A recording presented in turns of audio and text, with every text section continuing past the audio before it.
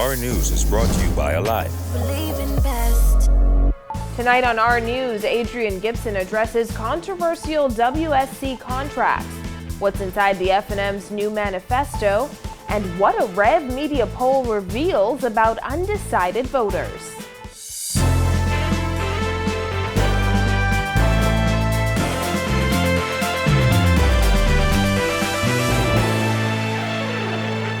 Welcome to Our News and thanks for joining us. I'm Christina Dragovich. Topping news tonight, Water and Sewage Corporation Executive Chairman Adrian Gibson speaking out amid calls for an investigation into several WSC contracts. Gibson insists he has become the subject of a mafia-like smear campaign consisting of doctored documents and fabrications. Giorgio Bain has the details. Addressing a small group of Long Islanders at a commissioning ceremony on the island, Water and Sewage Executive Chairman Adrian Gibson took a minute to address mounting calls for an investigation into the awarding of water and sewage contracts, in particular to Elite Maintenance Incorporated, whose director just happens to be a woman with the same name as Gibson's then fiancée. Gibson chalked it up to silly season tactics. I'm sure you've seen some things this week. This is silly season, political season. You will see all kinds of foolishness. This is a season of lies, half-truths, innuendos, doctored documents, and fabrications. Long Islanders, as you can see, I have become the subject of a well-organized, call it a mafia-like smear campaign. Water and Sewage Management Union President Montgomery Miller has said that he would support an investigation and called on Gibson to do the honorable thing. Gibson says the allegations stem from him simply carrying out his duties. All I did was put water in a particular island that didn't have any pipes. All I did was lay pipes over 4 years and 3 months, while others did not do it, although they held office for nearly the amount of time that I've been alive. So this is all because I took water to that island and showed the MP up. And today, he is embarrassed. So imagine being defamed for doing something good. In a statement on the matter on Sunday night, Gibson said the woman in question was an attorney acting on behalf of the company awarded the contracts and advised that she eventually severed arrangements with the company. In addition to refusing to say whether he had a personal relationship with that particular company director or any relation to any other individuals identified as director of the company, Gibson also did not say whether he had disclosed to the board any existing relationships with anyone involved in the company that secured contracts from that corporation. Today he insisted he has done nothing wrong. There will be no retreat. There will be no surrender. I can assure you, nothing has been done wrong. Reporting for Our News, I'm Giorgio Bain. Well, the minister responsible for water and sewage, Desmond Bannister, is also weighing in on the Adrian Gibson controversy following the Minnis administration's silence on the matter over the past week. Berthany McDermott reports. The chairman has issued a statement, and that is his statement. As the minister, there are certain other matters that come before me.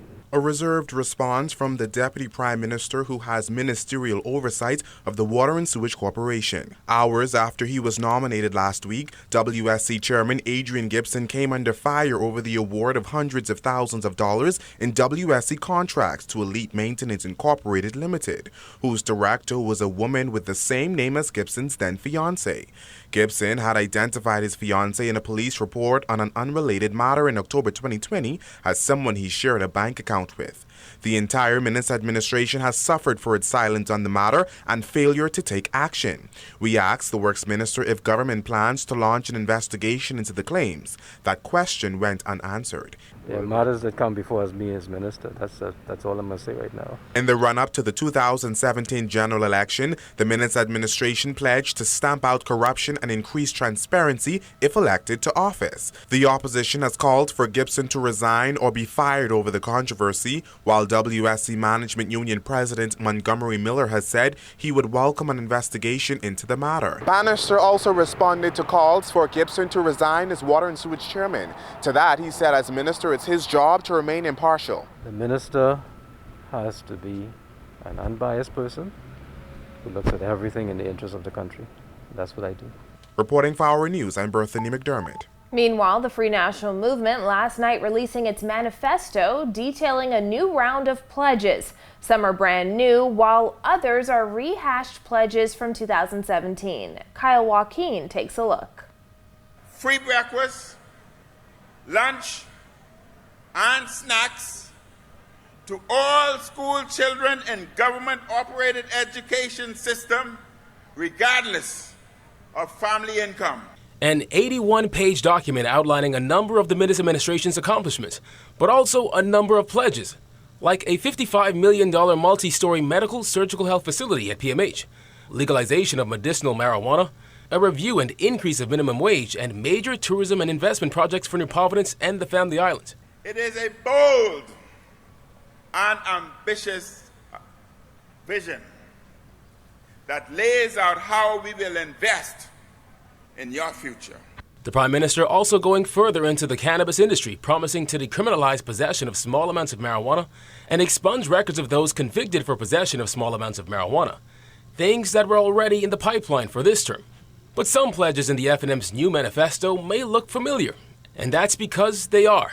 Pledges like bringing local government to the city of Nassau, a rehash of a 2017 promise. The PLP is bankrupt of ideas and also on so many other levels. Don't mind the word progressive. Minnis, during the party's drive-in rally last night, also pledging to expand national health insurance, as well as securing machines necessary to test for COVID-19 variants in country.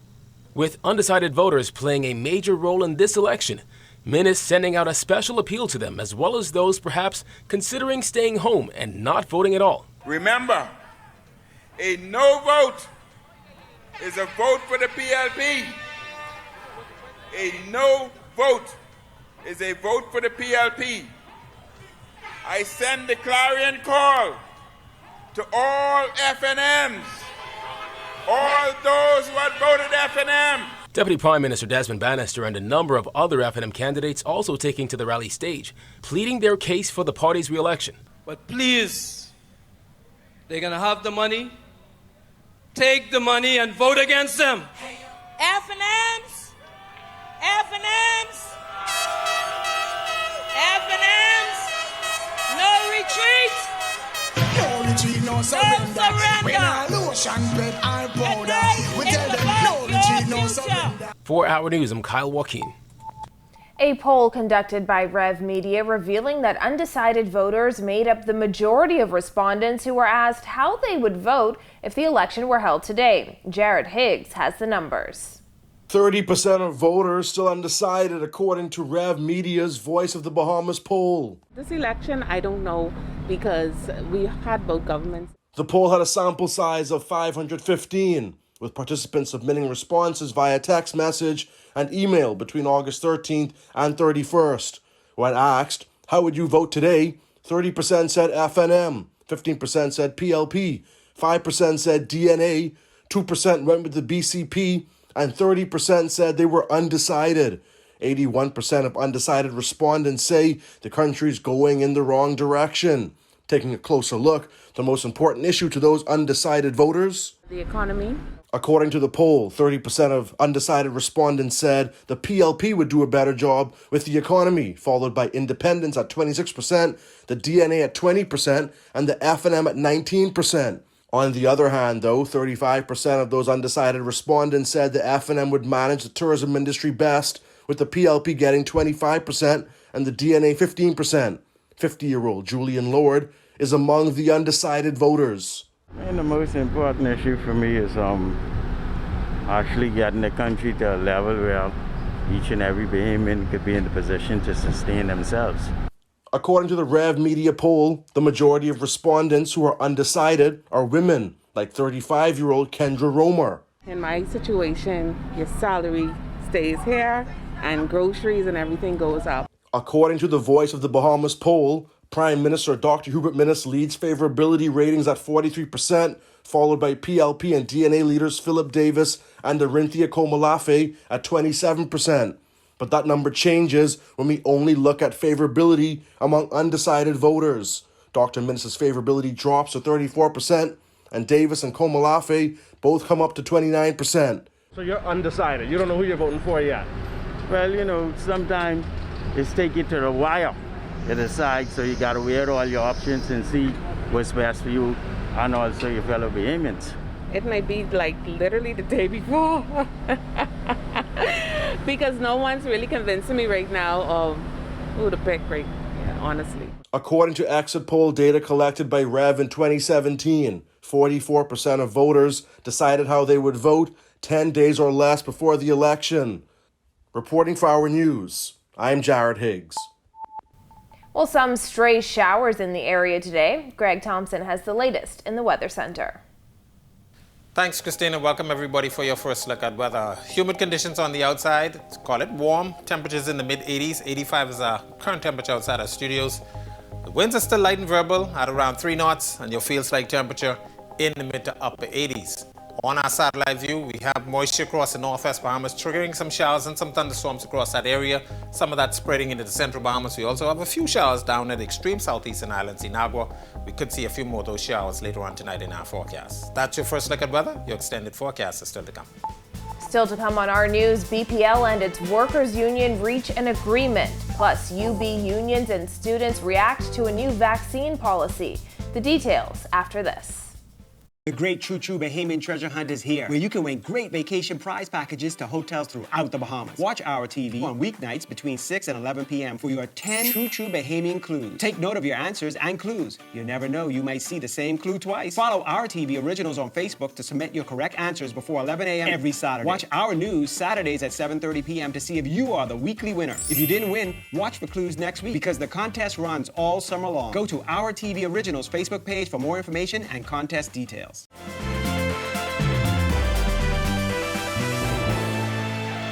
Following weeks of tension, the Bahamas Electrical Workers Union and Bahamas Power and Light are ready to sign a new industrial agreement. Union President Kyle Wilson says the union is grateful and outlined some of the benefits. Well, one of the things that I like is that we didn't give up any concessions. As in prior times, the union didn't give up any concessions whatsoever, but we were able to get pay raises and cash raises, and we were able to get workers recognized. You know, from Hurricane Dorian, we had a lot of the linesmen and the underground cable workers. They would have been working extremely hard. They would have taken on a lot of additional duties, especially in the wake of the VSEP, and I'm glad the company was able to recognize that as well. The industrial agreement expired 4 years ago. Wilson says the new agreement doesn't change the union's relationship with executive management, which he described as disrespectful. The agreement, it just allows the members to have a bit more bread on the table, but it doesn't change the way they feel about the union or the way they act towards the union. That's still the same, you know. But at least with this part of it, that would ease a lot of the tension. You know, because a lot of members feel overlooked. They felt that the issues are not being heard. And this is why the DPM is stepping in. And he has been doing it from last year. This is not a brand new thing. Minister of Works Desmond Bannister toured BPL's Tucker Road headquarters this morning. He shot down claims it was a stunt to gain support in the upcoming election. If you say that, you're going to be insulting the union. The reality is that the president, in all the meetings that we had, took a very tough stance on behalf of his members. I became very concerned about ensuring that the union had a fair play. In other news, a new University of the Bahamas vaccination policy is not sitting well with some student leaders and the unions that represent staff and faculty. Both groups say their recommendations were ignored. Jasmine Brown reports.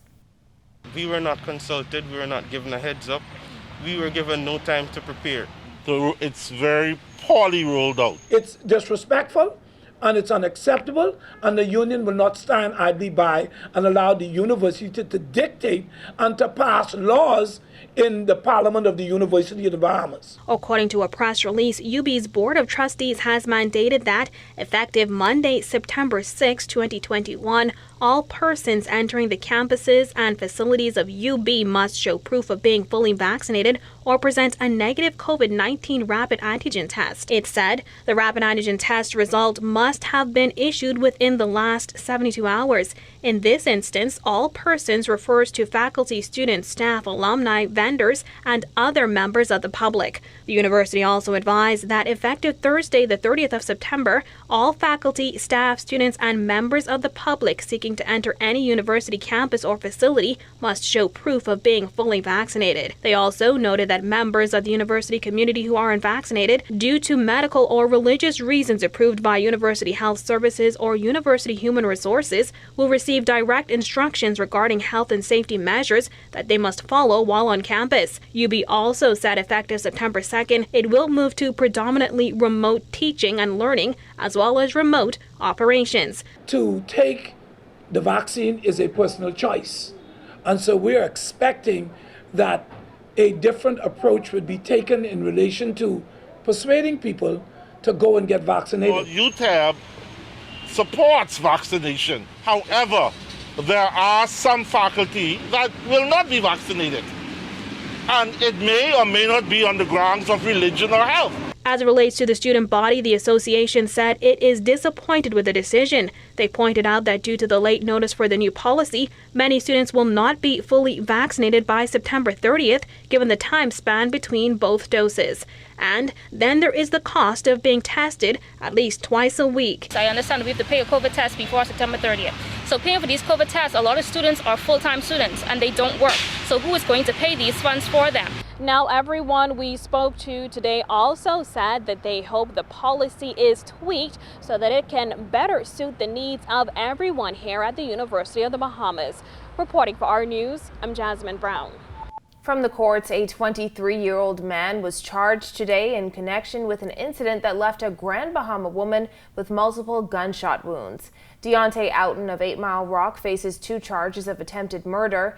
According to police, a man and a woman were at a business in 8 Mile Rock when the man got into an argument with another man. The couple left in a vehicle, but a gunman opened fire on them. The male driver attempted to flee, but the car crashed into a utility pole. The woman was shot multiple times. Outen was not required to enter a plea and was remanded to prison. He returns to court on December 9th. When our news returns, millions spent on Grand Bahama's recovery, and Campbell's coming for Centerville. Stay with us. The Great True Bahamian Treasure Hunt is here, where you can win great vacation prize packages to hotels throughout the Bahamas. Watch our TV on weeknights between 6 and 11 p.m. for your 10 True Bahamian clues. Take note of your answers and clues. You never know, you might see the same clue twice. Follow our TV originals on Facebook to submit your correct answers before 11 a.m. every Saturday. Watch our news Saturdays at 7:30 p.m. to see if you are the weekly winner. If you didn't win, watch for clues next week because the contest runs all summer long. Go to our TV originals Facebook page for more information and contest details.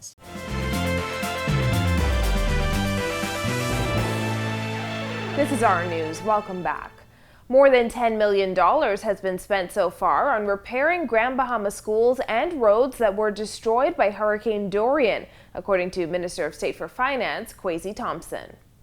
As a result of Hurricane Dorian, we have spent in excess of $4.5 million to restore all of our government schools, to rebuild the roofs of those government schools, and to restore those schools so that our students now have a better place to go to school. We also note that in East Grand Bahama, this year, we have allocated $1.9 million in this budget to commence the construction of the East Grand Bahama all-age school. He added that close to $6 million has been spent on damaged roadways that stretch from Freeport to East Grand Bahama. Thompson says despite the devastation caused by Dorian, he believes the Bahamas has become stronger and better equipped to handle major disasters. We have seen in excess of 2,500 homes that have been assisted through the DRA. And yes, we know that there are many more that we need to assist. And as we said, in remembering these times, they just seek to motivate us to continue to press forward in our relief efforts. Well, he spends his days fighting for his client's freedom. Now attorney Jomo Campbell has taken on the task of returning a PLP stronghold to the party. He speaks with Kyle Joaquin in tonight's edition of Meet the Candidate.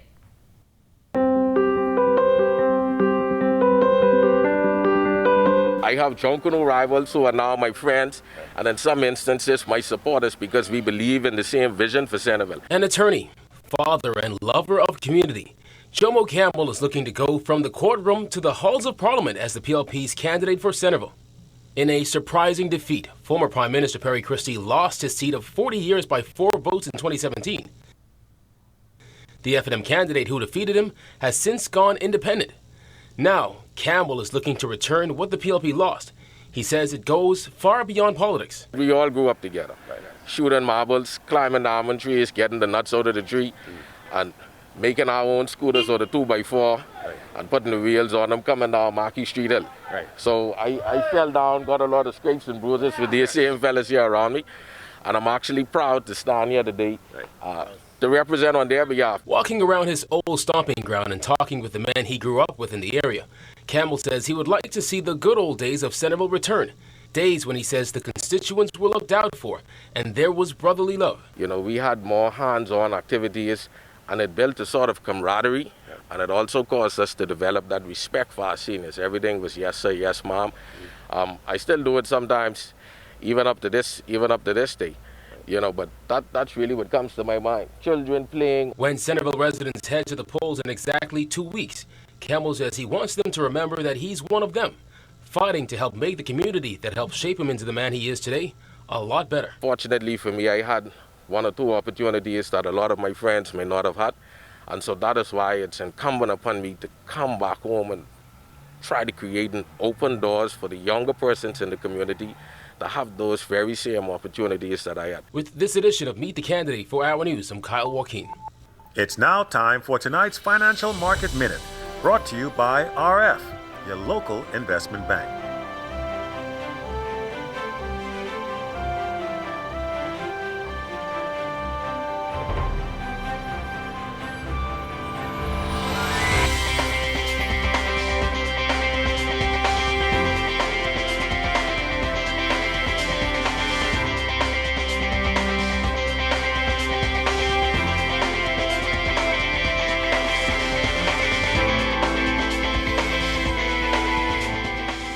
This has been your Financial Market Minute.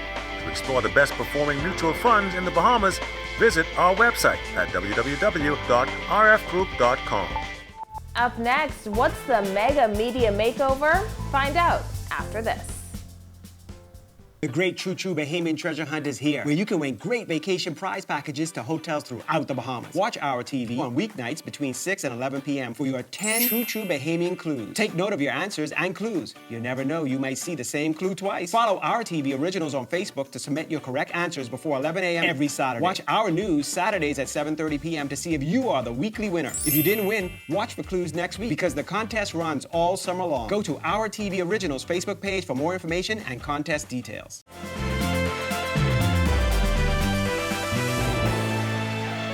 Welcome back to our news.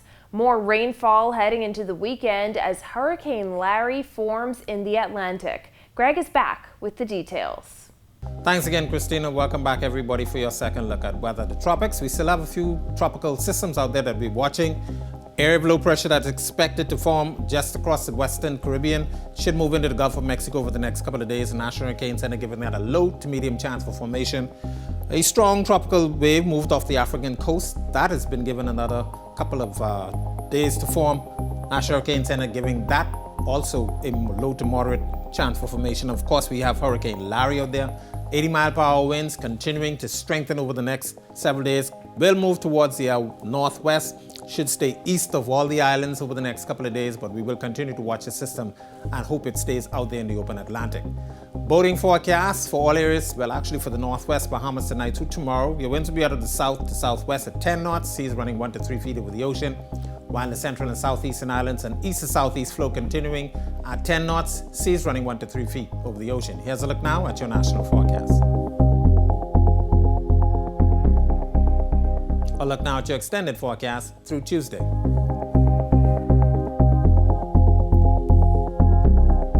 That's a look at our weather. Make it a safe night, everybody. Back to you, Christina. Thanks, Greg. Well, small and medium-sized businesses getting the opportunity of a lifetime as Cable Bahamas Business Solutions launches its Mega Media Makeover. Giorgio Bain explains.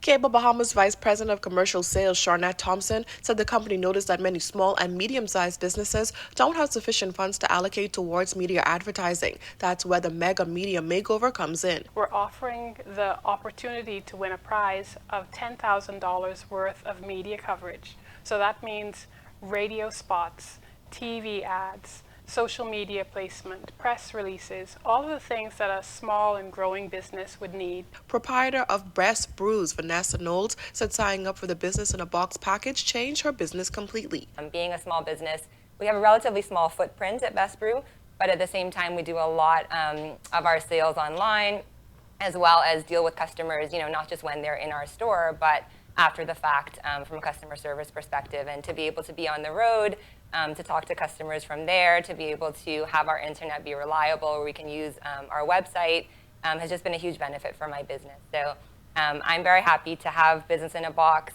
Head of Media Sales, Dion Gadet, encouraged business owners to take advantage of this incentive, with Cable Bahamas Media reaching over 6,000 homes daily. He said the possibilities of business growth are endless. We reach everybody.